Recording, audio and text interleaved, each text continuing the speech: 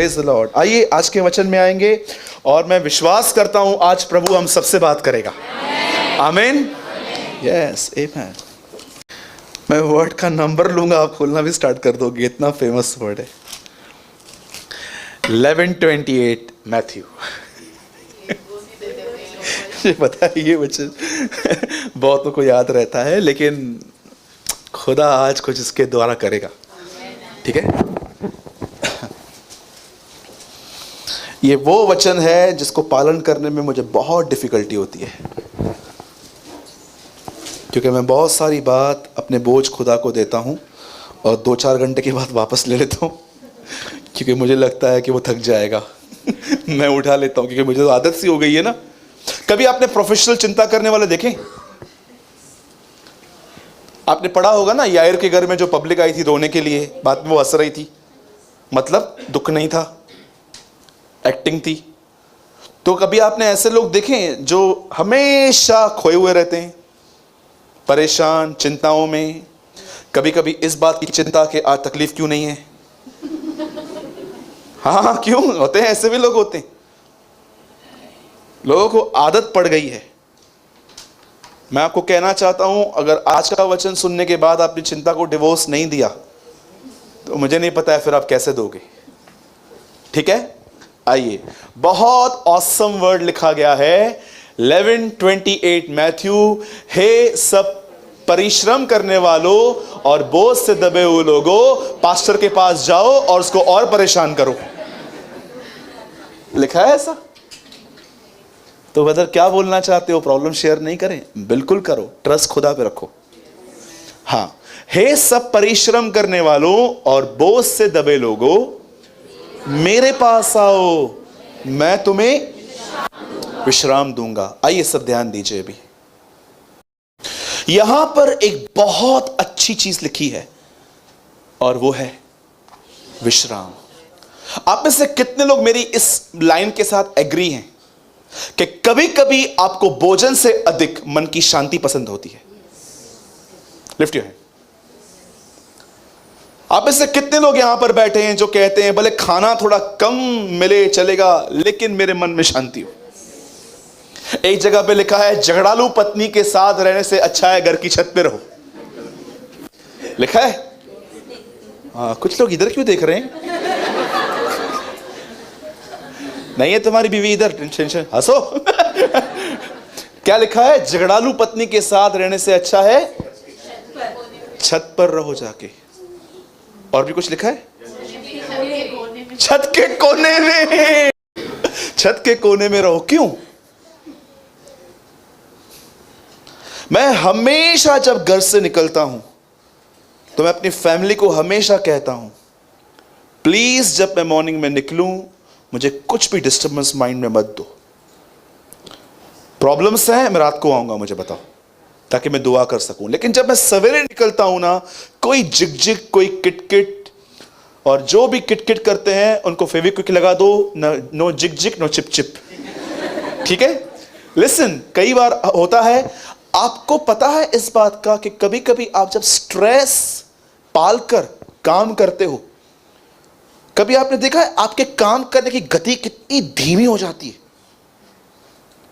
आप सोचो, आप खाना खा रहे हो और आपको आपके डेस्कटॉप, आप काम कर रहे थे डेस्कटॉप पे और आपको कॉल आया, जल्दी घर पे आ, मम्मी का तबीयत ठीक है। आप खाना खा पाओगे? हाँ हाँ बिठा, मैं आ रहा हूं। ये अचार किधर है मेरा? आप खा पाओगे? आपको पता है स्ट्रेस की सबसे गंदी चीज क्या है? वो आपको नेगेटिव कर देता है पूरी तरह से। यीशु क्यों कहता है आओ मेरे पास आओ, मैं तुम्हें सॉल्यूशन नहीं दूंगा, लिखा है मैं तुम्हें विश्राम दूंगा। तो प्रभु विश्राम क्यों? कुछ और चाहिए। जब तू विश्राम में आएगा ना, तुझे सॉल्यूशन दिखाई देगा। Trust me. हाजरा डिस्टर्ब थी और पानी को ढूंढ रही थी, कुआं सामने था, दिख नहीं रहा था, एक स्वर्गदूत दिखाने के लिए आया, वो देख कुआं। आप जब डिस्टर्ब रहते हो ना, आपको रास्ते नहीं दिखाई देते। इसीलिए यीशु जानता था इंसान की पहली जरूरत खाना नहीं, परमेश्वर का वचन है। मनुष्य केवल रोटी से नहीं परंतु खुदावंद के मुंह से निकले गए हर कलाम से जीवित रहेगा। वो जानता था इंसान को भोजन से अधिक वचन है, क्योंकि वचन ही इंसान को स्टेबल करता है। आप में से बहुत सारे जो लोग हैं ना यहां पर, जो up down up down up down, सारा की तरह, इब्राहिम की तरह, कभी सारा को पत्नी कहते हैं, कभी बहन कहते हैं, कभी शिमशोन की तरह लड़ते हैं तो कभी व्यभिचार में पड़े रहते हैं, कभी कैसे तो कभी कैसे। जो भी अप डाउन रहते हो, आपका रीजन जानते हैं क्या है?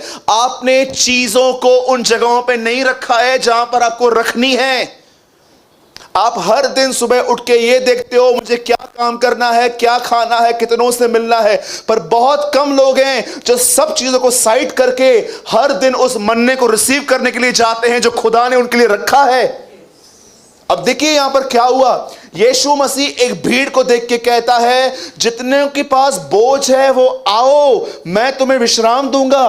प्रभु तू ये भी तो पूछ, मुझे किस बात का बोझ है? वो जानने की जरूरत नहीं है।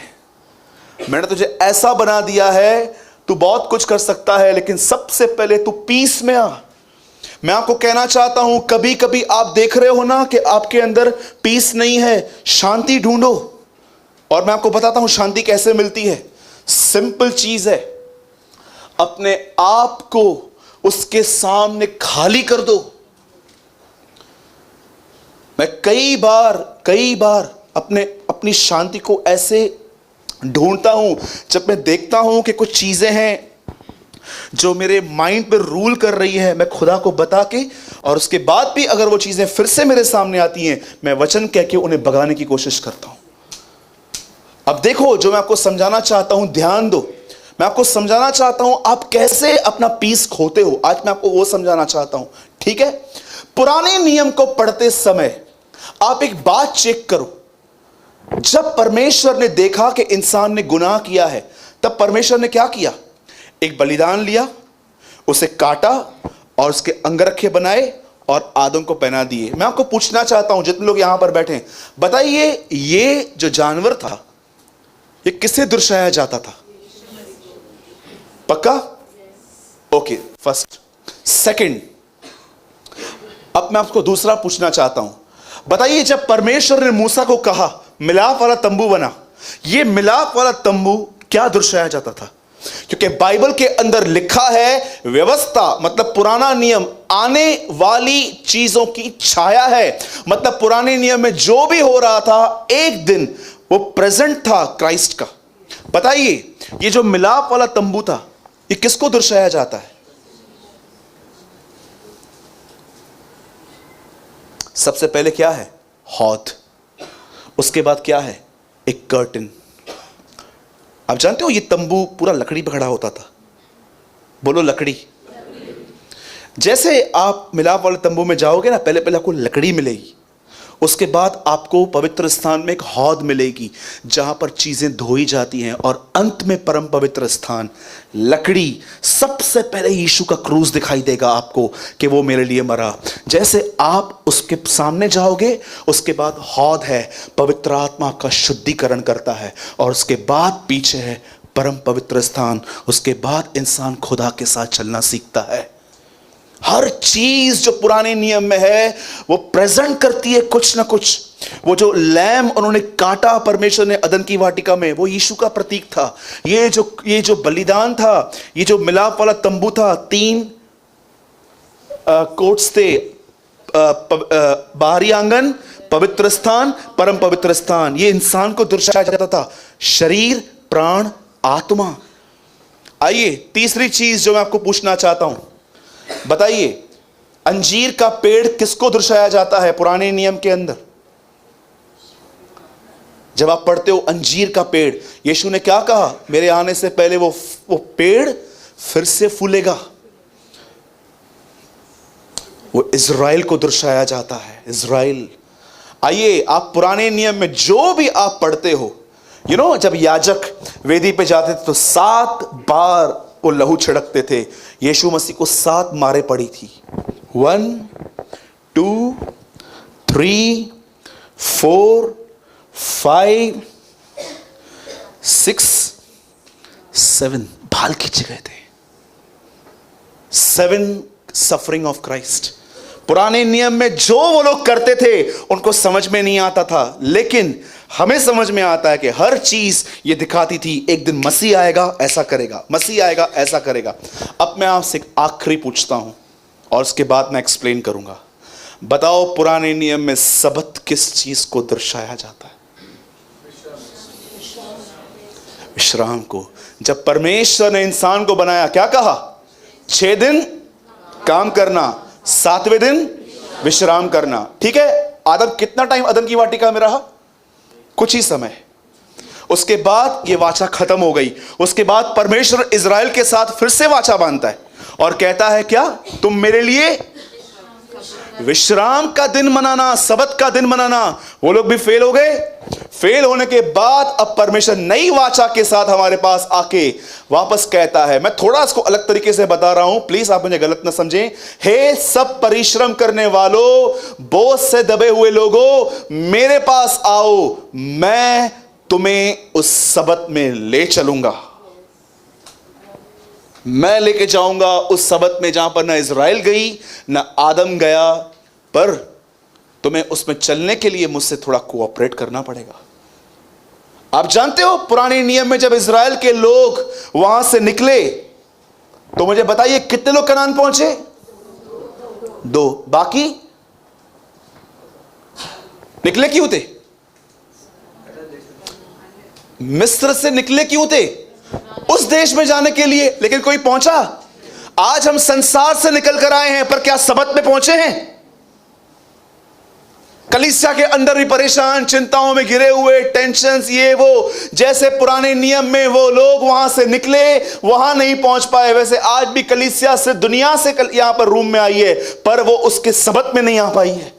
जानते हो सबत क्या बोलता है? सबत का मतलब होता है विश्राम। आप डे नाइट काम करते हो, लेकिन आपके अंदर पीस है, शांति है। और वो शांति आपके अंदर क्यों नहीं आई है, आज मैं उसका रीजन आपको बताना चाहता हूं, एक बहुत ब्यूटीफुल स्टोरी से। ध्यान दीजिए। अब बाइबल मुकद्दस बताती है यीशु मसीह 3 लोगों से प्रेम करते थे। सबसे करते थे, लेकिन इन 3 लोगों के नाम लिखे हैं, मार्था, मरियम, लाजर। ठीक है, जब यीशु को पता चला कि वो बीमार है, और जब उसे पता चला, उससे क्या किया? वो रुक गया। रुकने के बाद जब उसको पता चला कि अब वो मर चुका है, तब वो वहां पर गया। आइए मैं आपसे एक सवाल पूछता हूं, जैसे यीशु वहां पर गया, सबसे पहले उससे कौन मिलने के लिए आई? मार्था। Praise the Lord. और जब मार्था वहां पर मिलने के लिए आई तो उसने क्या कहा? प्रभु, यदि आप यहां होते तो मेरा भाई नहीं मरता, और मैं जानती हूं अब भी आप परमेश्वर से कुछ मांगोगे तो वो आपको देगा। कुछ समझ में आ रही है इसकी बातें? आपको नहीं लगता एक भटका हुआ मन है ये? आप यहां होते तो नहीं मरता, अभी भी मांगो तो मिलेगा। उसके बाद यीशु क्या कहता है? वो जी उठेगा। उसके बाद क्या वो कहती है? हां मैं जानती हूं कि पुनरुत्थान के दिन जिंदा होगा। यीशु उसके बाद क्या कहता है? पुनरुत्थान और जीवन मैं ही हूं। अब आप में से कितने लोगों ने इस बात पे ध्यान दिया है? यीशु आज की बात कर रहा है, मार्था फ्यूचर की बात कर रही है। आपको पता है आप में से बहुत सारे लोग परेशान क्यों रहते हैं? वो आज में नहीं, फ्यूचर में जीते हैं। मैं पढ़ रहा था, प्रभु बोलता है वो जी उठेगा। ये बोलती है हां हां मेरे को पता है पुनरुत्थान के दिन वो जी उठेगा। यीशु कहता है पुनरुत्थान और जीवन मैं ही हूं। मार्था शायद इन बातों की क्लियर अंडरस्टैंडिंग नहीं रखती थी, लेकिन आप और मैं तो ऐसे व्यक्ति हैं जो समझ पाते हैं कि यीशु ने आज की बात कही थी। आज आपको पता है आप में से बहुतों की शांति कब जाती है? जब आप आज का दिन छोड़ के कल में जीना चालू करते हो। अगर मेरी सैलरी लेट आई तो क्या होगा? मेरी शादी लेट होती जा रही है, मेरा हस्बैंड अब तक उधार नहीं पा रहा है, मेरा परिवार कब प्रभु में आएगा, ये कब आएगा? आप में से कितने लोग आप इस बात को समझ क्यों नहीं पाते? आपको आज में जीना है। आप में से अधिकतर लोग, आपसे सोचना स्टार्ट करो कल की। आपको पता है ये इतना छोटे से शुरू होता है कि पता भी नहीं चलता है कि इसने पूरी जगह ले ली है आपके अंदर। एक दिन मैं बैठा था, उन दिनों में हमारा आरकेटी में मीटिंग चलती थी, वहां पर ओल्ड बिल्डिंग में लोग बढ़ते जा रहे थे, बढ़ते जा रहे थे, बढ़ते जा रहे थे। तो हुआ क्या सुनिए, एक दिन हमारे चर्च में कॉल आया। एक बहन ने कहा ब्रदर मुझे आपसे कुछ बात करनी है, और वो बहन उल्लासनगर के बाहर की थी। तो मैंने बोला बोलिए सिस्टर। बोला भैया मैं आई थी आज मीटिंग में। तो मैंने बोला आप दिखे तो नहीं? बोला चली गई मैं ऐसे ही। बोला क्यों? बोला सीढ़ियों तक बैठने की जगह नहीं थी। मैं कहाँ बैठूं? मैं आके चली गई। अब जानते हो हुआ क्या? मैं सोच रहा था इतने सारे लोग आने वाले हैं, हमारे पास जगह नहीं है बैठने की। और आपको पता है मैंने वो स्ट्रेस लेना चालू कर दिया, जगह नहीं है, जगह नहीं है, जगह नहीं है, जगह नहीं है, जगह नहीं है। और जानते हो एक दिन हुआ क्या? मैं ये देख रहा था ये स्ट्रेस मेरी प्रीचिंग पे इफेक्ट कर रहा था। मैं प्रचार वैसे नहीं कर पा रहा था जैसे मुझे करना चाहिए। मुझे दिख रहा था कई बार कि मैं फ्रस्ट्रेट हूं अंदर में। क्यों? क्योंकि कभी कभी बच्चे, आप जितने ओल्ड बिल्डिंग में आते थे आप सबको पता रहेगा, कभी कभी मुझे प्रीच करने के लिए इतने सिर्फ 4 इंच या 6 इंच मिलते थे। कितने लोग यहां पर हैं जो आते थे ओल्ड बिल्डिंग में? इतनी सी जगह मिलती थी और कभी कभी बच्चे खेलते थे मेरे यहां पर। हाँ, एक बार टेम्प्ट हो गया, मैंने बोला एक बार मैं इतना गुस्से में आ गया, यार प्रचार तो करने दो, इतने लोग आते हैं। एक बच्चा मामा करके पकड़, मामा कलीसा के बाद मामा को पकड़, छोड़ इधर। ट्रस्ट मी, मैं देख रहा था फ्रस्ट्रेट। मैं घर पे आके बैठा, मुझे प्रभु ने एक बात कही, सुन जगह नहीं है ना, नहीं ढूंढना, स्ट्रेस क्यों ले रहा है? तो क्या कर सकता है? हाँ प्रभु मैं ढूंढ सकता हूं। तो ढूंढना, स्ट्रेस क्यों लेके बैठा है? कभी कभी आपने देखा है, आप पढ़ाई करते हो, एग्जाम्स देके आते हो और आपकी रिजल्ट तक हालत क्या हो जाती है? रिजल्ट के दिन ऐसे दिखाई देते हैं, ऐसा लगता है कब्र में से उठ के आया है। देखा है आपने? सोचो आपकी परफॉर्मेंस अच्छी नहीं है जॉब में और आपको कहां से हिंट मिली है कि शायद आपको आंसर मिल सकता है, भाई आप जाओ यहां से। आपकी हालत कैसे हो जाती है? मेरे भाइयों और बहनों, आप कल में जी रहे हो। अगर आप अपने सबत में जीना चाहते हो तो आज में जियो। यीशु ने कहा कल की चिंता कल अपने आप करेगा, आज के लिए आज का दुख बहुत है। यीशु ये नहीं कहता है दुख नहीं है, यीशु कहता है आज के लिए आज का दुख बहुत है। भाई कल का आज में क्यों लेके आ रहा है? एक भाई ने मुझे मैसेज किया, उसने लिखा आपकी बाइबल गलत है, गलत टीचिंग देते हो, आप बोलते हो प्रभु सामर्थ्य से अधिक परीक्षा में नहीं पढ़ने देगा, मेरी हालत क्या हो गई है, मैं बर्दाश्त नहीं कर पा रहा हूं। मैंने बोला प्रॉब्लम बताओ। रेंट भरनी है, पैसा नहीं है मेरे पास, आने वाला है आदमी 6 दिन के बाद, कहां से दूंगा मैं? मैंने कहा सुन, प्रभु प्रतिदिन का अनुग्रह देता है, तू कल की बात आज लेकर आया तो हमारी क्या गलती? कितने लोगों ने ये बात पढ़ी है? परमेश्वर, कितने लोगों ने ये प्रार्थना की है जैसे मैं कर रहा हूं, ऐ हमारे पिता तू जो स्वर्ग में है, तेरा नाम पवित्र ठहरे, तेरा राज्य आए, तेरी इच्छा पूरी हो। महीने भर की रोटी दे दे।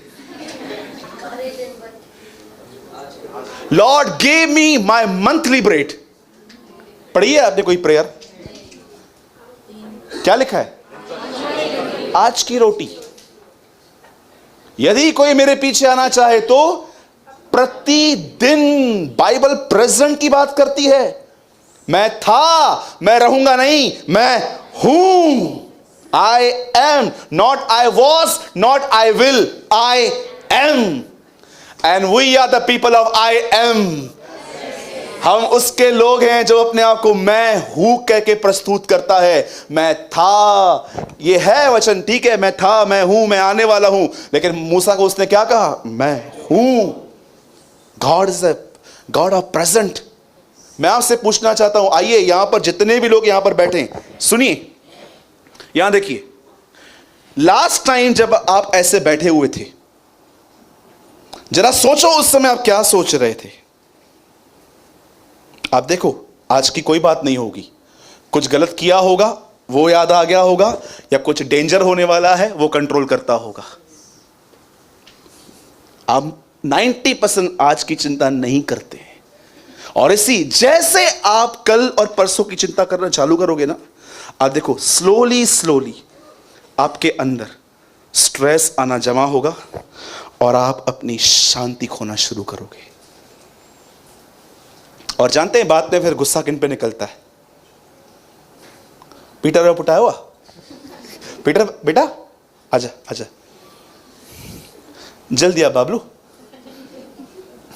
बस बस एक ही आए, आजा बेटा आजा आजा। बात में बच्चा इन मासूमों पे निकलता है, गुस्सा इन पे निकलता है। और जानते हो मां कहां मारती है? यहां पर। इतना प्रभु दयालु है इसलिए उसने हमें यहां पर एक्स्ट्रा स्किन दे के रखी है, क्योंकि उसको पता है मां ज्यादा कहां मारती है। हाँ ट्रस्ट मी, मैंने अपने ऊपर भी स्टडी की है। हाँ। एक दिन हमारे घर के नीचे, ऐसे खड़ा रहे बेटा, उधर मत देख ज्यादा आज। एक बार हमारे घर के नीचे एक औरत जो अपने बच्चे को पीट रही थी, टच टच, मैं वहां से जा रहा था, मेरे को बोला अंकल बचाओ। वो ऐसे बोल रहा था, मैं सीधा गया, मैंने कहा आंटी क्या है ये? बाबू बैठ जा, थैंक्स बेटा। ना आंटी क्या है ये? सूरज तू चुप कर, देखो पता नहीं है, समझते नहीं है ये लोग, ये वो। अरे उसको इतना मार रही थी, और ठीक है नो प्रॉब्लम, वहां नहीं मार रही थी जहां पर बहुत लगता है, बेचारी माँ भी इतनी अच्छी रहती है। कहते हैं ना उम्र तो माँ के पेट में बढ़ती है, जब निकलते हैं वहां से तो कम होना स्टार्ट होती है। मैं आपको बताना चाहता हूं, लिसन, इस दुनिया के सबसे ग्रेटेस्ट सर्वेंट्स होते हैं parents. Without pay they serve you day and night, without पैसे भी नहीं लेते हैं बेचारे। नर्स आपको 8 से 8 तक ही पहचानेगी। वो 8 बजे आएगी, आपको देखेगी, कैसा है बाबा? अच्छा हूं, ओके मरा नहीं है बेटा?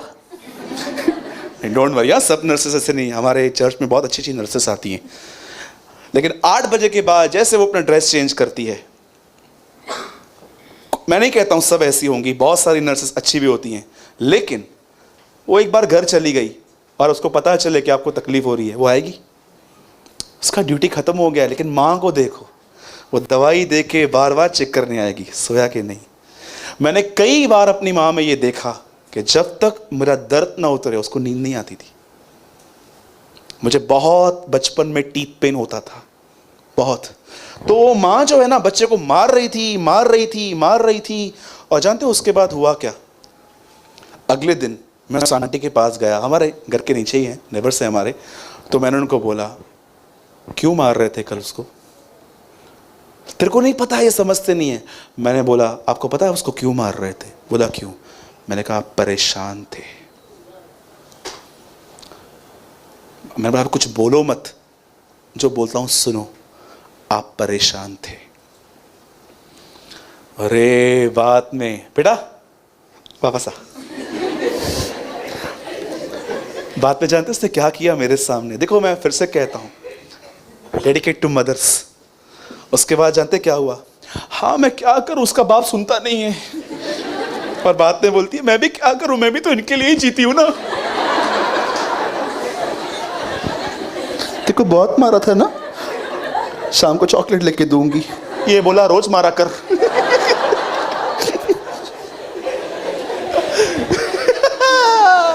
यीशु मसीह की yes.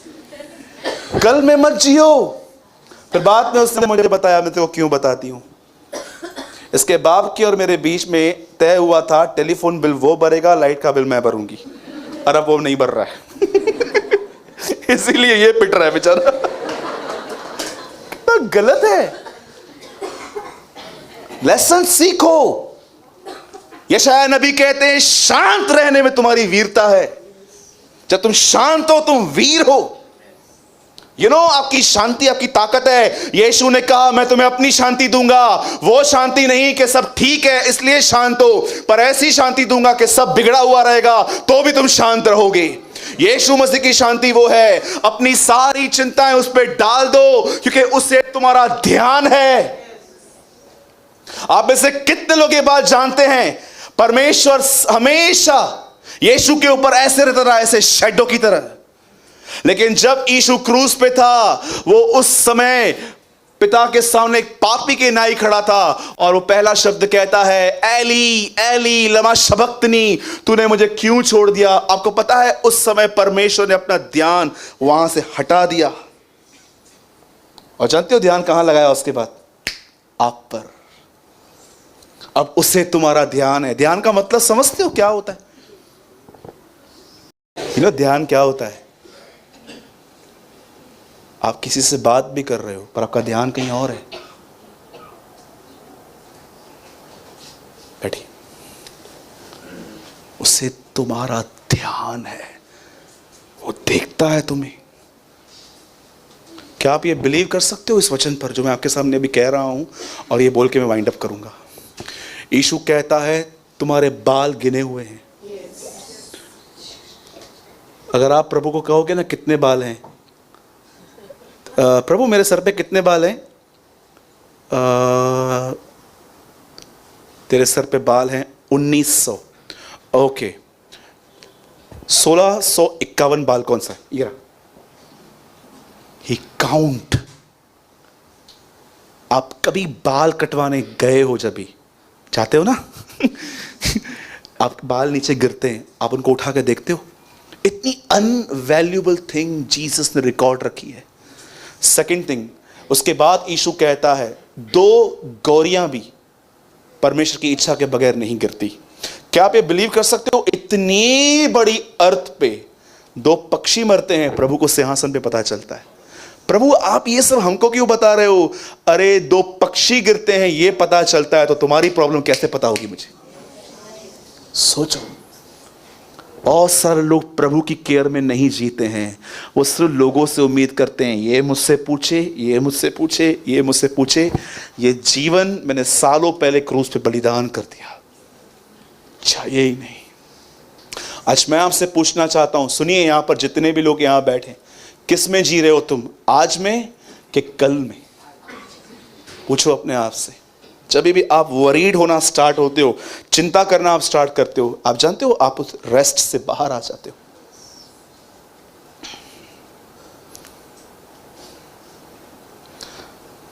I want to share something. चलिए मैं आपके साथ टेस्टिमनी शेयर करता हूं आज, और मैं चाहता हूं कि आप इस गवाही को ध्यान से सुनो। आई थिंक ये टेस्टिमनी 1960 की है। एक गांव था, और ये गांव बिल्कुल इट्स अ रियल, कोई मनगढ़ंत कहानी पतरस की तरह मैं भी कहता हूं हमने आपको चतुराई से गढ़ी हुई कहानियां नहीं बताई हैं, परंतु हमने मसीह के प्रताप का प्रचार किया है। मैं आपको बताना चाहता हूं एक टेस्टिमनी। मैं चाहता हूं आप सब 2 मिनट बाइबल बंद करो।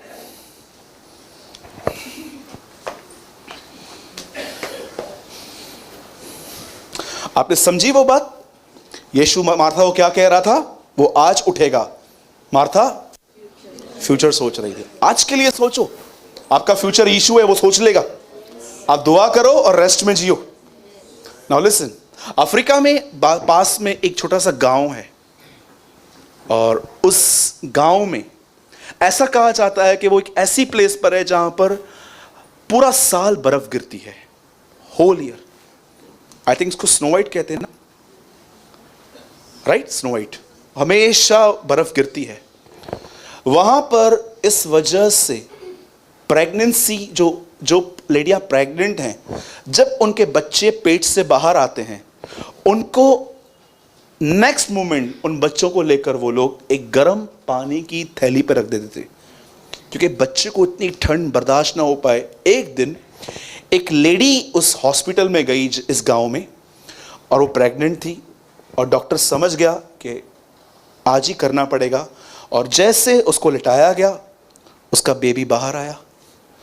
बट ये उस टेस्टिमनी में ऐसा लिखा था कि वो लेडी डेड हो गई, वहाँ पर मर गई। अब रीजंस नहीं बताए गए थे कि क्या हुआ जो वो मर गई, लेकिन बच्चा बाहर आया, बच्चा जिंदा तंदुरुस्त था। डॉक्टर खुश हुए, और डॉक्टर ने नर्स को इशारा देते कहा एक गर्म पानी का बैग लेकर आओ, ताकि इसके ऊपर हम इसको लिटा सकें। यू नो, पानी गर्म होता है, बैग होता है जिसमें हम पानी रखते हैं, फिर गर्म हो जाता है। नर्स गई अपने स्टोर रूम में, और जैसे वो चेक करने लगी, वहाँ पर बैग ख़त्म हो चुका था, और शहर उस गांव से कम 2 घंटे दूर में था। अब 2 घंटे तक सोचो बच्चा जिंदा रहेगा इतनी ठंड में। ये लोग पास में एक कलीसिया थी, बच्चे को उठा के लेके गए वहाँ पर, और वहाँ पर पास्टर को बोलते हैं, पास्टर जी प्लीज़ प्रे करो, कुछ मिरेकल हो, 2 घंटे में तो बच्चा ये ख़त्म हो जाएगा, आप प्लीज़ दुआ करो। और आप जानते हो उस कलीसिया में दुआ करने वाला कोई पास्टर नहीं था, पर एक 6 साल की बच्ची थी जिसका नाम रूथ था। ऐसे बॉय कट बाल थे उसके। वो आगे आई, बेबी को देखती हंसती है और कहती है हाथ रख के, यीशु पापा मैं दुआ करती हूँ मेरी बहन के लिए। फीमेल गर्ल थी वो। बोलती है मैं दुआ करती हूँ मेरी बहन के लिए। अब इसकी प्रार्थना देखो, कोई वचन नहीं है इसकी दुआ में, पर कितना फेथ है। बोलती है मैं दुआ करती हूँ, आप है ना मेरी बहन के लिए जल्दी जल्दी गर्म पानी का थैली बेच दो, और हाँ साथ में एक डॉल भी बेचना ताकि उसको हक करके इसको पता चले कि आप इससे कितना प्रेम करते हो। यू नो, ये दुआ करने के 15-20 मिनट के बाद, आप बिलीव करो या न करो लेकिन ये सच है, उस चर्च में एक पार्सल आया। वो पार्सल की जो पैकिंग थी इतनी ज्यादा स्ट्रांग थी कि उन लोगों को चाकू छुरियों का उपयोग करना पड़ा उसे खोलने के लिए। जैसे वो पार्सल खोला, पहले उसमें से किशमिश निकली, बच्चे किशमिश खाते हैं। उसके बाद छोटे छोटे सॉक्स निकले, उसके बाद बेबी पाउडर निकला, बहुत सारी चीजें, पिसी हुई दाल निकली, वगैरह वगैरह निकला। और रूथ वहां पर खड़े होकर ये सब देख रही थी। उसके बाद रूथ ऐसे हंस रही थी, चेक करो अंदर रहेगा। और एक व्यक्ति ने हाथ डाला, गर्म पानी की थैली निकली।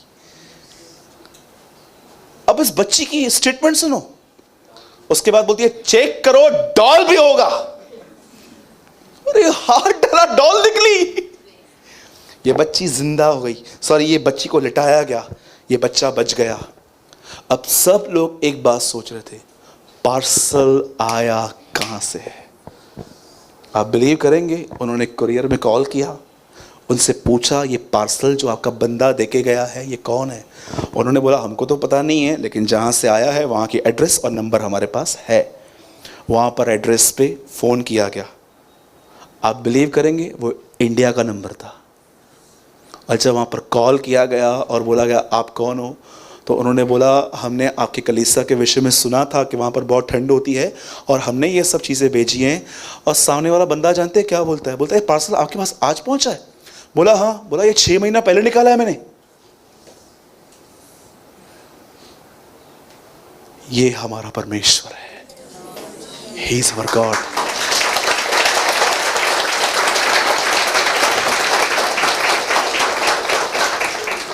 तुम्हें लगता है वो लेट आता है क्योंकि तुम्हें घाई है, सत्य यह है वो सही समय पे आता है, तुम राइट टाइम पे। पढ़ा है आपने गलातियों 4।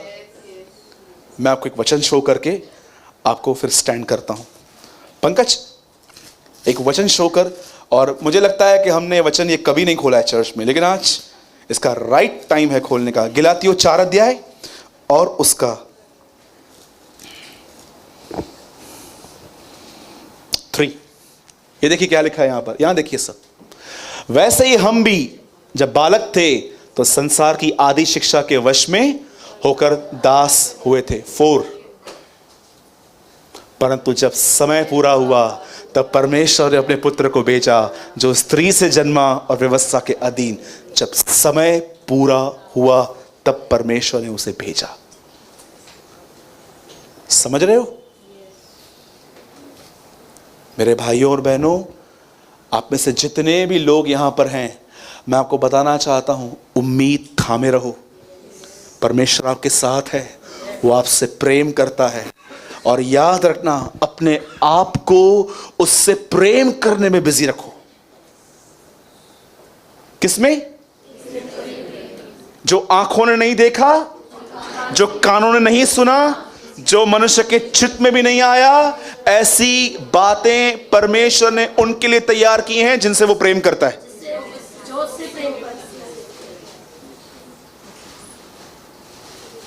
जिनसे वो, ऐसा नहीं लिखा है जो आंखों ने नहीं देखा, जो कानों ने नहीं सुना, जो मनुष्य के चित्त में भी नहीं आया। परमेश्वर ने ऐसी चीजें उनके लिए तैयार की हैं जो उससे प्रेम करते हैं। हम जानते हैं कि जो लोग परमेश्वर से प्रेम करते हैं उनके लिए उनके लिए सारी बातें भलाई लेकर आएंगी। Keep your self busy. एक बार यीशु से पूछा गया परमेश्वर की आज्ञा क्या है? जो मुझसे प्रेम करते हैं वो मेरी आज्ञा को मानते हैं। मेरे भाइयों और बहनों, आप अननेसेसरी स्टफ लेके बैठे हुए हो, बच्चों का, फ्यूचर का, ये क्या। सुनो, परमेश्वर की धार्मिकता की खोज करो, परमेश्वर सब कुछ जोड़ देगा आपके साथ।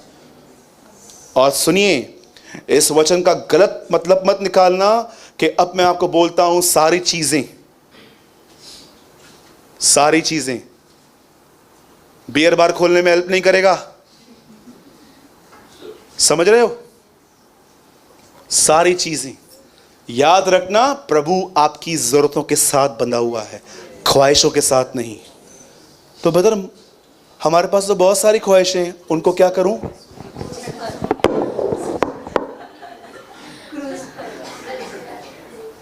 क्रूसीफाई, क्रूस पे चढ़ा दो उनको।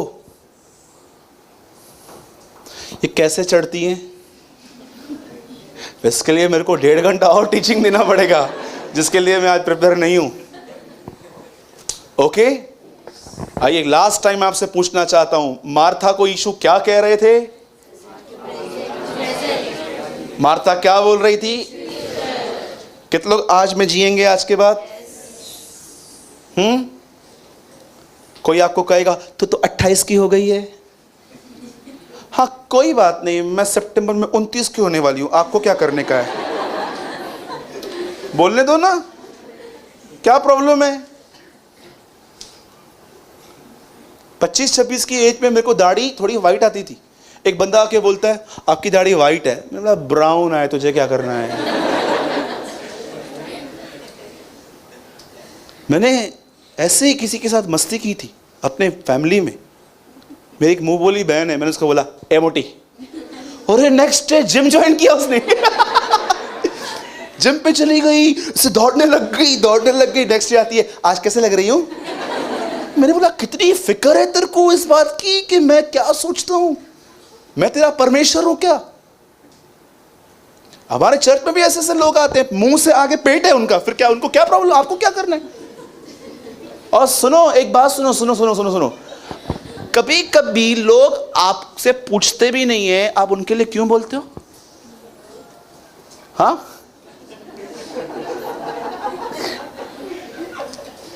दूसरे की शादी देखेंगे, वहां से पास होंगे, वहां खड़े हो जाएंगे। चोर के घर में शादी। अच्छा सुनो, आपसे कुछ लिया है उसने? हाँ, कुछ लिया है? मैंने कभी कभी लोगों को देखा है, कुछ भी बोलते थे, अननेसेसरी कुछ भी। बहनों, मैं आप पे दोष नहीं लगा रहा हूं, लेकिन मैं एक बात कह के खत्म कर रहा हूं। आपको पता है, जब आदम और हवा अदन के भाग में थे, तो वहां पर शैतान आया और उसने क्या कहा आके, क्या यह सच है कि प्रभु ने खाने के लिए मना किया है? बताओ, हवा ने क्या कहा? बोलिए ना। प्रभु ने कहा है न तुम खाना न इसे छूना, ऐसा प्रभु ने कहा था छूने के लिए। बाइबल के पहले पन्ने में बताया गया है, बहनें बातें ऐड करती हैं। तुम लोग मत हंसो, तुम भी ऐसे ही हो, ऐसे मत हंसो, कोई कम नहीं हो तुम भी।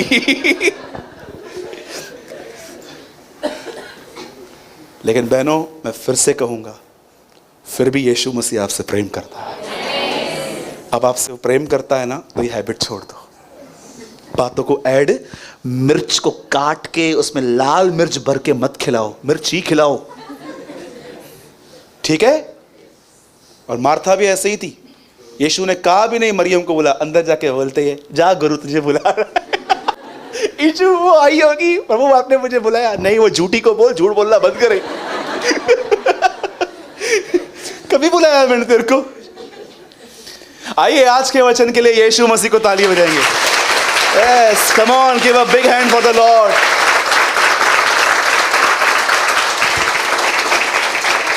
Okay, आइए अपना दाहिना हाथ उठाइए, बोलिए वो मेरा परमेश्वर है, मैं उसका बेटा हूं, मैं उसकी बेटी हूं, मैं उसकी संतान हूं, वो मेरा परमेश्वर है, मैं धर्मी हूं, मैं याजक हूं, मैं राजपदधारी समाज का हूं। बोलिए मेरे पीछे, बोलिए मेरे अंदर रॉयल ब्लड है, मेरे रगों में मेरे बाप का खून दौड़ता है। मैं आज के बाद ये नहीं सोचूंगा कल क्या होगा, क्योंकि मेरा कल मेरा परमेश्वर है, मेरा भविष्य मेरा परमेश्वर है। मैं उसके लिए जीऊंगा, मैं अपना सब कुछ उसके लिए दूंगा, यीशु मसीह के नाम में। आमेन। Come on, give a big hand for the Lord.